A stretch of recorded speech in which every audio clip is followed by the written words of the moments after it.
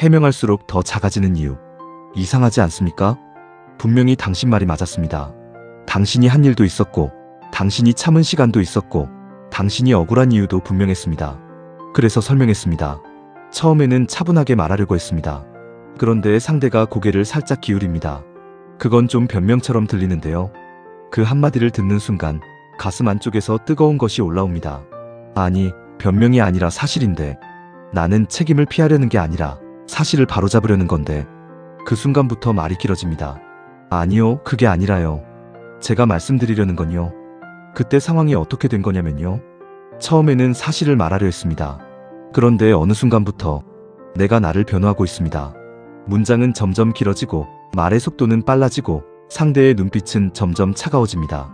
당신이 설명할수록 사람들은 더 이상 내용을 듣지 않습니다. 당신의 말보다 당신의 불안을 봅니다. 당신의 논리보다 당신의 흔들림을 봅니다. 당신의 억울함보다 당신의 방어적인 태도를 먼저 읽습니다. 오래전 인간의 마음과 관계의 민낯을 차갑게 보았던 한 현자는 말했습니다. 사람은 말을 많이 할수록 커지는 것이 아니라 오히려 자기 무게를 잃을 수 있다고. 그리고 결국 사람들은 이런 결론이 내려집니다. 저 사람은 말이 많다. 저 사람은 자기 방어가 심하다. 저 사람은 피드백을 잘 못 받아들인다. 분명히 진실은 당신 편이었는데 분위기는 당신 편이 아니었습니다. 이것이 말의 무서운 점입니다. 말은 나를 지키는 도구가 될 수도 있지만 나를 가볍게 만드는 칼이 될 수도 있습니다. 문제는 여기서 끝나지 않습니다. 한번 길어진 말은 그 자리에서 사라지지 않습니다. 그 말은 평가표에 남고 상사의 기억에 남고 동료들의 침묵 속에 남습니다. 당신은 사실을 설명했다고 생각하지만 사람들은 그날의 표정과 목소리를 더 오래 기억합니다. 당신은 억울해서 말했지만 상대는 당신의 억울함보다 당신이 흔들렸다는 사실을 먼저 기억합니다. 그래서 이 문제는 말을 잘하는 기술이 아닙니다. 나를 가볍게 만들던 해명을 멈추는 기술입니다. 이 장면은 특별한 사람에게만 일어나지 않습니다. 성실한 사람일수록 자주 겪습니다. 일을 안 한 사람이 아니라 오히려 너무 많이 한 사람이 더 길게 설명합니다. 왜냐하면 그 사람은 알고 있기 때문입니다. 자신이 한 일을 아무도 제대로 보지 않았다는 것을, 자신이 메운 빈자리를 누군가는 당연한 일처럼 넘겼다는 것을. 그 억울함은 생각보다 사람을 조급하게 만듭니다. 내가 말하지 않으면 사라질 것 같고, 내가 설명하지 않으면 없던 일이 될 것 같고, 내가 침묵하면 인정하는 것처럼 보일 것 같습니다. 그래서 사람은 가장 위험한 선택을 합니다. 성과를 보여주는 대신 말로 자신을 구하려 합니다. 민석이 그랬습니다. 민석은 올해 정말 많이 버텼습니다. 남들이 퇴근한 뒤에도 남아서 자료를 다시 확인했습니다. 갑자기 바뀐 지시도 군말 없이 처리했습니다. 팀장이 놓친 부분까지 조용히 메웠습니다. 누가 보지 않아도 했습니다. 그게 성실함이라고 믿었기 때문입니다. 그런데 평가 면담날 팀장은 종이를 넘기며 이렇게 말했습니다. 민석 씨는 업무는 하는데 주도성이 조금 아쉬워요. 민석은 순간 멈췄습니다. 주도성이 없다고. 그 프로젝트에서 처음 일정표를 만든 것도 민석이었습니다. 자료 취합이 늦어졌을 때 밤 11시까지 남아 정리한 것도 민석이었습니다. 거래처에 다시 연락해서 누락된 파일을 받은 것도 민석이었습니다. 그런데 주도성이 아쉽다니요. 민석은 최대한 차분하게 말했습니다. 팀장님, 그 부분은 조금 설명드려도 될까요? 처음 한두 문장은 괜찮았습니다. 이번 프로젝트에서 제가 일정표를 먼저 정리했고 거래처 자료도 제가 다시 확인했습니다. 여기까지는 단단했습니다. 그런데 팀장이 말했습니다. 그런데 제가 보기엔 전체적으로 끌고 갔다는 느낌은 약했어요. 그 순간 민석의 마음이 흔들렸습니다. 그리고 말이 늘어나기 시작했습니다. 그게 사실은 초반에 방향이 몇 번 바뀌었고요. 제가 처음에 잡아놓은 일정이 있었는데 중간에 부장님 지시가 바뀌면서 자료가 다시 엎어졌고, 그때 대리님이 휴가였어서 제가 대신 확인했고, 사실 그 부분은 제가 메일로도 공유드렸는데 아마 못 보셨을 수도 있고요. 민석은 더 설명해야 한다고 느꼈습니다. 억울했기 때문입니다. 자신이 한 일을 지금 말하지 않으면 영원히 사라질 것 같았기 때문입니다. 그래서 계속 말했습니다. 그리고 사실 최종본도 제가 거의 다 마쳤습니다. 물론 발표는 과장님이 하셨지만 실제 수치는 제가 정리했고요. 그때 시간이 너무 촉박해서 따로 말씀을 못 드린 건데 제가 안 한 건 아니고요. 말이 길어질수록 민석의 숨은 빨라졌습니다. 말을 멈추면 자신이 진 것처럼 느껴졌습니다. 하지만 팀장은 어느 순간 자료를 보지 않고 민석의 얼굴을 보기 시작했습니다. 그리고 짧게 말했습니다. 민석 씨, 알겠어요. 그런데 지금 말하는 걸 보면 피드백을 조금 방어적으로 받아들이는 것 같아요. 그 한마디에 민석은 완전히 무너졌습니다. 성과 이야기를 하러 들어갔는데 태도 이야기를 듣고 있었습니다. 사실관계를 설명하려고 했는데 방어적인 사람으로 보이고 있었습니다. 이를 증명하려고 했는데 말이 자신을 작게 만들고 있었습니다. 여기서 우리가 반드시 봐야 할 것이 있습니다. 민석의 말이 틀린 것은 아니었습니다. 문제는 말의 방향이었습니다. 그는 사실을 정리한 것이 아니라 자신의 억울함을 해명하고 있었습니다. 상대는 그 순간 정보를 들은 것이 아니라 불안을 읽었습니다. 조직 안에서 긴 해명은 자주 이런 오해를 부릅니다. 저 사람은 자기 책임을 피하려 한다. 저 사람은 지적을 못 견딘다. 저 사람은 말로 빠져나가려 한다. 이 평가는 공정하지 않을 수 있습니다. 하지만 현실에서는 공정한 말보다 강하게 남는 인상이 더 빨리 움직입니다. 그리고 인상은 대부분 말의 내용보다 말의 온도에서 만들어집니다. 억울함이 섞인 빠른 말, 멈추지 못하는 설명, 상대가 고개를 갸웃할 때마다 더 세게 붙이는 근거, 그 모든 것이 모여 당신의 진심과 다른 이미지를 만듭니다. 방어적인 사람, 피드백을 못 받는 사람. 민석이 정말 그런 사람이었을까요? 아닙니다.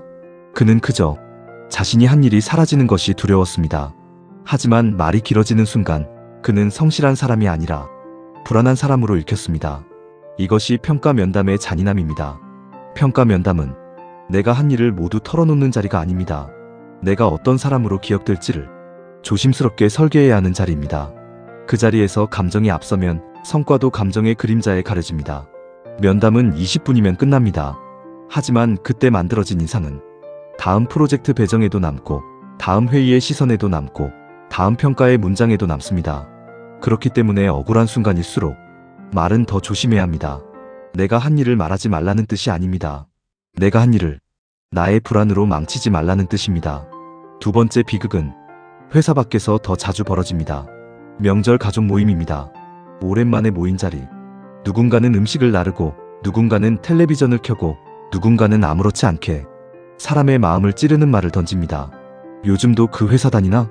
나이도 있는데 이제 안정적으로 자리 잡아야지. 누구네 아들은 벌써 집 샀다더라. 처음에는 웃고 넘깁니다. 괜찮은 척합니다. 그런데 같은 말이 반복되면 마음속에서 오래 눌러둔 것이 올라옵니다. 특히 가족의 말은 이상합니다.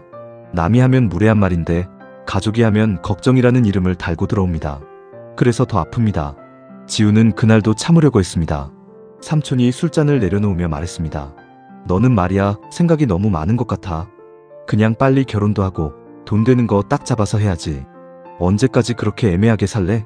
식탁이 잠깐 조용해졌습니다. 지우는 웃으려고 했습니다. 하지만 웃음이 나오지 않았습니다.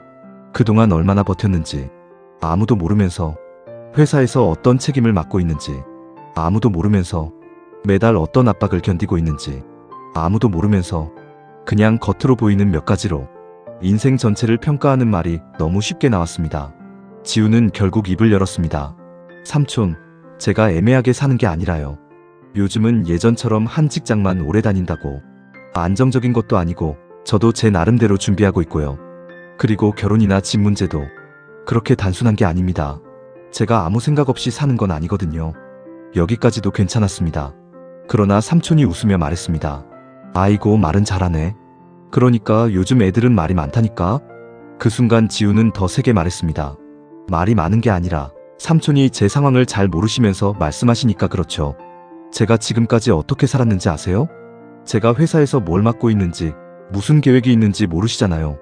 그리고 남의 인생을 그렇게 쉽게 말하는 건 아니죠. 맞는 말이었습니다. 하지만 분위기는 지운 편이 아니었습니다. 누군가는 눈치를 받고, 누군가는 물을 마셨고, 누군가는 텔레비전 소리를 키웠습니다. 그리고 누군가는 이렇게 말했습니다. 좋은 날인데 그만해라. 결국 무례한 말을 먼저 한 사람은 삼촌이었지만 분위기를 불편하게 만든 사람은 지훈이 되었습니다. 이 장면이 아픈 이유는 지훈이 틀렸기 때문이 아닙니다. 지훈은 맞는 말을 했습니다. 하지만 맞는 말을 상대의 판 위에서 너무 길게 했습니다. 무례한 사람에게 내 인생 전체를 설명하기 시작하면 그 순간 나는 심판대에 올라갑니다. 상대는 질문을 던진 사람이 되고 나는 답변해야 하는 사람이 됩니다. 상대는 가볍게 찔렀는데 나는 내 삶 전체를 꺼내 방어합니다. 그러면 관계의 무게가 뒤집힙니다. 상대의 무례함보다 나의 격앙됨이 더 크게 보입니다. 이것이 말의 함정입니다. 우리는 종종 무례한 말에 맞는 말을 많이 하면 상대가 깨달을 거라고 생각합니다. 하지만 무례한 사람은 긴 설명을 듣고 반성하지 않습니다. 오히려 이렇게 빠져나갑니다. 농담한 건데 왜 그렇게 진지해? 걱정돼서 한 말인데 왜 예민하게 받아들여? 그 순간 당신은 2번 상처받습니다. 처음에는 무례한 말에 상처받고 그 다음에는 예민한 사람이라는 평가에 상처받습니다. 그러니 기억해야 합니다. 내 인생을 모르는 사람에게 내 인생 전체를 변호하지 마십시오. 내 삶의 깊이를 모르는 사람에게 내 선택의 모든 맥락을 바치지 마십시오. 그 사람은 애초에 당신을 깊이 이해할 생각이 없었을 수 있습니다. 이런 사람 앞에서 말을 길게 하는 것은 진실을 전달하는 일이 아니라 나를 더 많이 노출하는 일이 됩니다. 그리고 어느 순간 상대는 당신의 진실이 아니라 당신의 흥분만 기억합니다. 여기서 오늘의 고전이 등장합니다. 발타자르 그라시안. 그는 사람을 대하는 기술을 차갑고도 예리하게 바라본 인물입니다. 그의 처세 철학을 오늘의 언어로 바꾸면 이렇게 말할 수 있습니다. 말이 커질수록 사람은 커지는 것이 아니라 가벼워진다. 진짜 강한 사람은 많이 말해서 이기는 사람이 아닙니다. 필요한 순간에 필요한 만큼만 말할 수 있는 사람입니다. 그는 침묵으로 도망가지 않습니다. 하지만 말로 자신을 낭비하지도 않습니다. 그는 억울함을 느낍니다. 하지만 억울함을 모두에게 펼쳐 보이지 않습니다. 그는 반박할 줄 압니다. 하지만 반박이 길어지는 순간 자신이 상대의 판에 들어갔다는 것을 압니다. 그러므로 말의 절제는 그냥 말을 적게 하라는 뜻이 아닙니다. 말을 다듬으라는 뜻입니다. 말을 내 편으로 만들라는 뜻입니다. 말이 나를 대신해 허둥대게 만들지 말고 말이 나를 대신해 중심을 세우게 해야 합니다. 이제 실제 기준이 필요합니다. 억울한 순간에는 세 문장 안에 멈추십시오. 첫 문장은 사실입니다. 2번째 문장은 설명입니다. 3번째 문장부터는 대부분 방어가 됩니다. 더 말해야 한다면 말로 하지 말고 자료로 바꾸십시오. 회의실에서는 이렇게 말하십시오. 그 부분은 길게 설명드리기보다 결과와 자료로 다시 정리해 말씀드리겠습니다. 가족 모임에서는 이렇게 말하십시오. 그 말씀은 제 상황을 너무 단순하게 보신 것 같습니다. 이 자리에서는 여기까지만 말씀드리겠습니다. 메신저에서는 이렇게 말하십시오. 감정적으로 답하기보다 사실관계를 확인한 뒤 다시 말씀드리겠습니다. 이 세 문장은 싸우지 않기 위한 문장이 아닙니다. 나를 잃지 않기 위한 문장입니다. 말을 줄인다는 것은 내 말을 더 비싸게 만들겠다는 뜻입니다. 싸구려 말은 많습니다. 아무 때나 나오고 감정에 밀려 나오고 상대의 도발에 끌려 나옵니다. 하지만 비싼 말은 다릅니다. 천천히 나오고 짧게 나오고 책임질 수 있는 형태로 나옵니다. 그런 말은 사람을 가볍게 만들지 않습니다. 오히려 공간을 조용하게 만듭니다. 오늘부터 3가지를 기억하십시오. 첫째, 억울할수록 문장을 짧게 만드십시오. 억울함은 말의 연료입니다. 그 연료를 그대로 태우면 목소리가 커지고 문장이 길어집니다. 하지만 그 연료를 압축하면 말에 무게가 생깁니다. 짧은 문장은 감정을 숨기는 문장이 아닙니다. 감정에 끌려가지 않겠다는 자기 통제의 문장입니다. 둘째, 설명이 3문장을 넘으면 자료로 바꾸십시오.